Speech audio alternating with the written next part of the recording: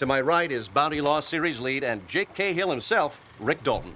So I loved Once Upon a Time in Hollywood, but I'm not surprised that many, even Tarantino fans, are calling it boring, overlong, self-indulgent, or disappointing. It's a movie that subverts expectations at a few points. The first is in the very laid-back nature of its early scenes, arguably its first 2 hours, really.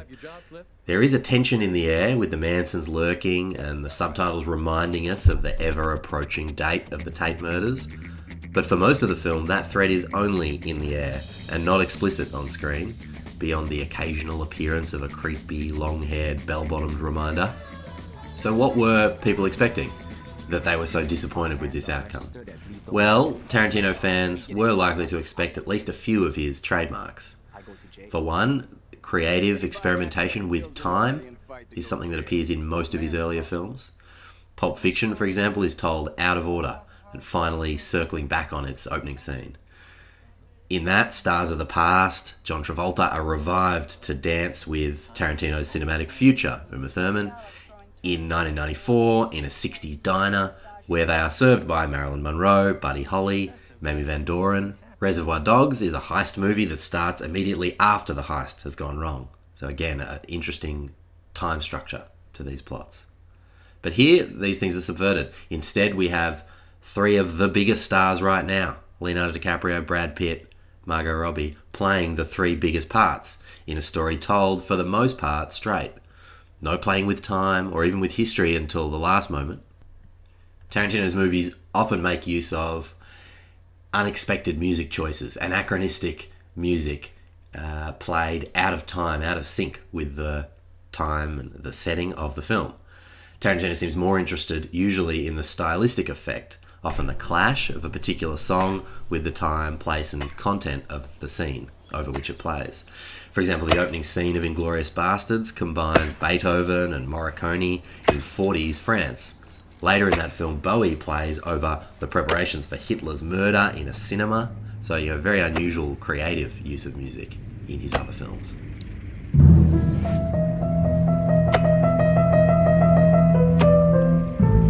Papa! In Reservoir Dogs, pop rock plays over that famous scene and is danced to over the torture of a police officer. So again, that clash of light and dark, poppy, dancey, and serious violence. But here, in Once Upon a Time in Hollywood, music is not used that way. It does have another great soundtrack like all those others, but there's no Beethoven, Bowie, or Morricone here. It's all music of the time and serves a specific purpose to build a real, authentic world. Another trademark, a small trademark, is Tarantino's use of anachronistic fashion. So striking dress also combines and contrasts different periods and genres in a lot of Tarantino's films. For example, Uma Thurman in Bruce Lee's jumpsuit in Kill Bill, Django in his blue suit in Django Unchained.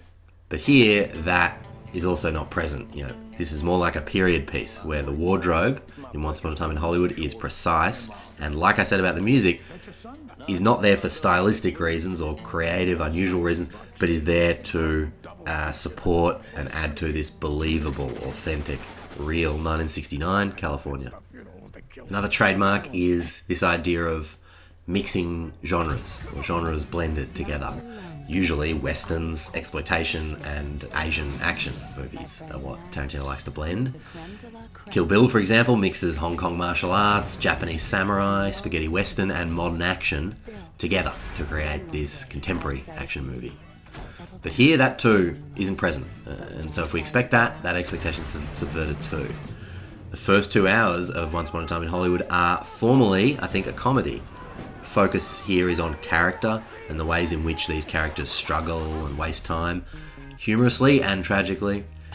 There are still mixtures of form and genre style, like we get a bit of particular film forms, TV forms, and comedy and drama contrasted with almost traditional Western scenes. So the moment I'm thinking here is the pairing and the contrasting of Rick's Lancer scenes, where we get kind of TV style contrasted and paralleled with Cliff's Spahn Ranch scenes, which are shot like a tense Western. Typically in Tarantino movies, characters At least the lead characters communicate with an eloquence, a wit, and a charisma that exceeds their station, that is unrealistic. For example, the Nazi Colonel Landa is devilishly charming and incredibly articulate in 3 languages, I think. In Pulp Fiction, Hitman Jules is eloquent and hilarious and philosophical, whether discussing the metric system, foot massages, or misquoting the Bible. You mind if I have some of your tasty beverage to wash this down?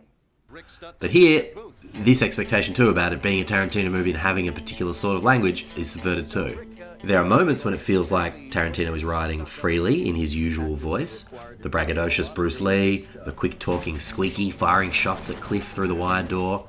But on the whole, our leads speak like we might expect them to speak, like we might expect these real people to speak.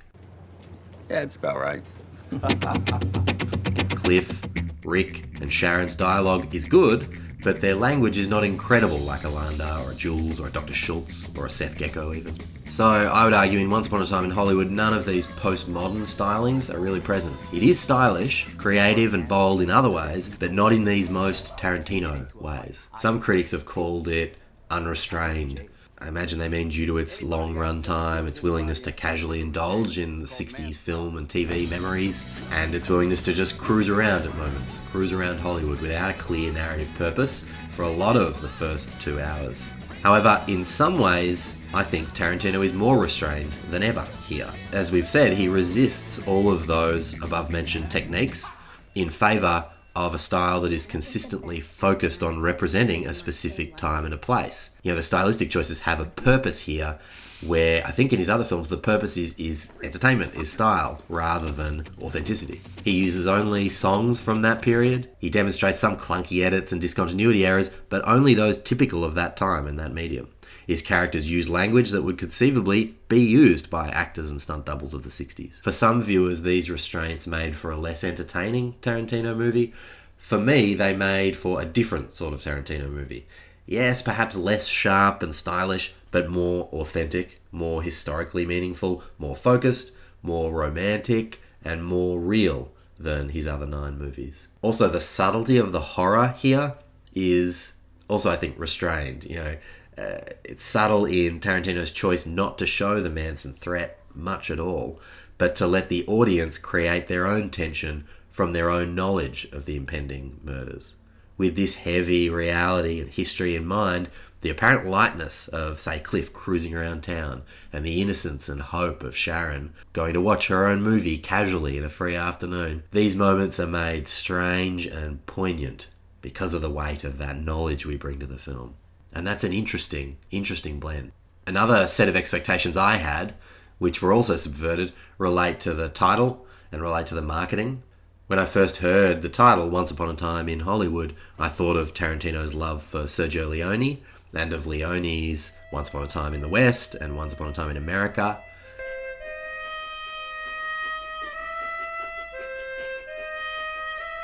With them in mind, I imagined this might be a similarly grand film about the American dream and perhaps explore big questions about crime and politics in America as those movies did. Or at least as Once Upon a Time in America did. Once Upon a Time in the West is a different sort of movie, but it's grand in a different way.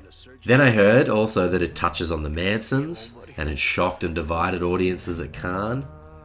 So these set up, more and more expectations for a particular sort of film. Really an action, violent film. As it progressed, watching the movie, I still had all this in mind, even though it clearly wasn't that to begin with. So I was very ready for a dark, sad ending, to be honest. Going into those final scenes, I thought it was going to end tragically. Sadly, I thought the reality was going to play out, but we were going to see it from the perspective of our 2 leads just missing their chance to save the victims. As our one true tough guy at the crime scene to be smokes his acid-dipped joint. As he smokes that joint, goes for a walk, I thought that was to tell us he's just going to miss the opportunity to save Sharon and her friends. Then when he does return to Rick's very high, I thought worse. I thought our 2 lovable leads were going to die too. But that expectation too was subverted. Once Upon a Time in Hollywood is not at all what all those clues in the build-up to its release, and really in its first hour and a half, 2 hours, hinted at. The once upon a time of the title seems instead to refer to the magical fairy tale nature of this story, to the heart of this movie, which is time-travelling, historical fiction revenge, really. Once upon a time, there was a princess living in a castle behind great gates. She is trapped there by the shackles of real history, destined to be killed there. It's also a story of the unsung heroes of a bygone era of film and TV. The magical twist here, though, is that we're taken back in time to undo those injustices. Here, in this alternative reality, the princess is saved by the dragon, as Rick calls his flamethrower. The twinkly piano that plays as the gates open in the final scene puts an exclamation mark on the nature of this as alternate reality, as fairy tale. And in this dream fairy tale world, the struggling TV actor gets his time in the limelight and gets his chance to break through that gate to meet his cinematic idols and perhaps work with them. Here, the unseen stunt double too is centre stage and gets to be a real Western hero, not hidden. Once Upon a Time in Hollywood celebrates the magical nature of film and its ability to revive and pay respect to the dead, to the mistreated, the forgotten, and the underappreciated. It's not got some of the style that made Pulp Fiction and Kill Bill and other Tarantinos so great, but it's got a heart, a bromance, and a real-world meaningfulness unlike any other Tarantino.